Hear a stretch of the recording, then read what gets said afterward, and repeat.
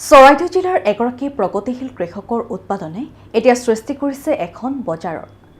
ধান, শাক-পাচলিৰ পৰা আৰম্ভ কৰি ছাগলী, কুকুৰা পালন কৰি তেওঁ আৰম্ভ কৰিছে কৃষি বিপ্লৱৰ। কৃষিভূমিৰ সঠিক ব্যৱহাৰ আৰু স্বাৱলম্বিতাৰ দিশত সফলতা লাভ কৰা এই প্ৰগতিশীল কৃষকগৰাকী হৈছে বৰহাট কৃষি চক্ৰৰ অন্তৰ্গত বৰপথাৰৰ গাঁৱৰ তনব গগৈ। কৃষি কৰ্মৰ প্ৰতি প্ৰবল হেঁপাহ থকা কৃষকগৰাকীয়ে প্ৰমাণ কৰি দেখুৱালে কৃষি কৰ্মৰ জৰিয়তেও সপোন দেখিব পাৰি, সপোন পূৰণ কৰিব পাৰি। বৰপথাৰ অঞ্চলত থকা কৃষকগৰাকীয়ে প্ৰতি বছৰে প্ৰায় 15 বিঘা মাটিত শালি ধানৰ খেতি কৰি আহিছে।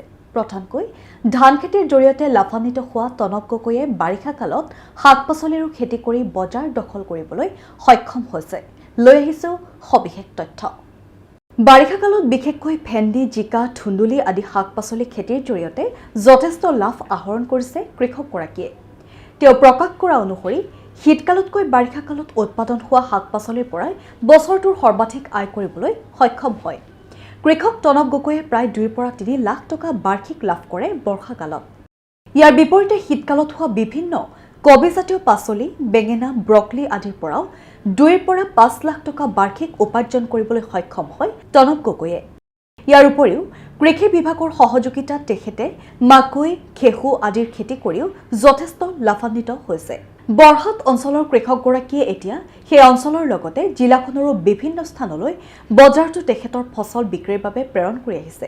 তদুপৰি এইবাৰ তেওঁ পৰীক্ষামূলকভাৱে ঘেঁহু খেতি কৰিছিল আৰু লাভান্বিত যথেষ্ট পৰিমাণে হৈছিল। পংকজ খনিকৰৰ ৰিপৰ্ট, অংকুৰিত অসম।